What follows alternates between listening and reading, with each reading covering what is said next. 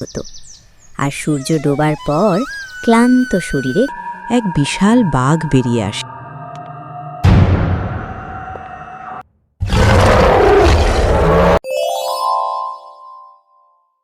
একটা ছোট গ্রামে থাকতো এক গরিব কৃষক।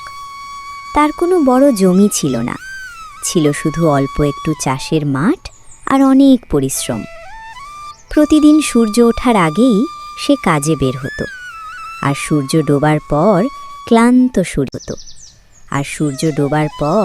ক্লান্ত শরীরে ঘরে ফিরত। কষ্টে থাকলেও সে কখনো কারো ক্ষতি করেনি।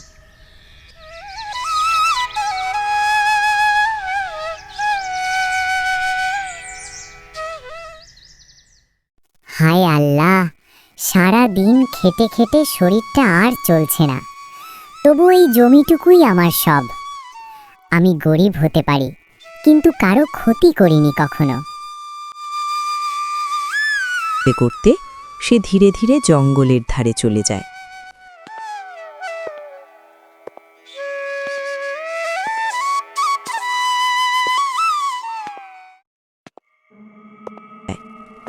হঠাৎ গভীর জঙ্গল থেকে এক বিশাল বাঘ বেরিয়ে আসে।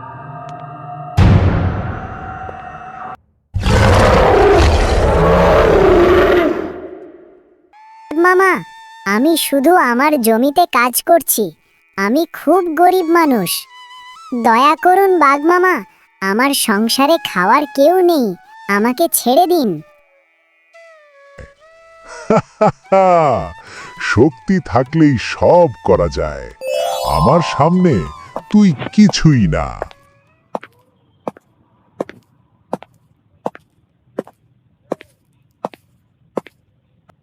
এই যে বড়দা, শক্তি থাকলেই কি বুদ্ধি লাগে না? কে কথা বলছে? এত ছোট একটা পোকা। শ্বাসে অন্যায় দেখলে এমন এক কামড় দিব না, তখন বুঝবে কত ধানে কত চাল। হ্যাঁ, তুমি যদি এই গরিব মানুষটাকে ভয় দেখাও, তাহলে আমি চুপ থাকবো না, আমিও তোমাকে দেখে নেব। সহজ সরল মানুষ পেলেই ক্ষমতা দেখাতে মনে চায়, তাই না? আমি ভুল করেছি, আমি অহংকারী ছিলাম। আজ থেকে আমি কাউকে ভয় দেখাবো না। আজ আমি বুঝলাম, দয়া আর বুদ্ধি আসল শক্তি।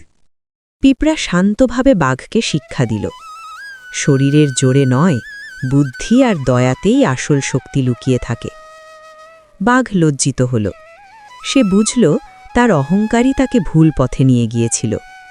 সে প্রতিজ্ঞা করল, আর কখনো সে দুর্বল কাউকে ভয় দেখাবে না। গরিব কৃষক তখন নতুন সাহস পেল। সে বুঝল, সাহস আর সত্যের পাশে থাকলে ভয় কাটিয়ে ওঠা যায়। সেদিন সেই জঙ্গলে তিনজনেই একটা বড় শিক্ষা পেল।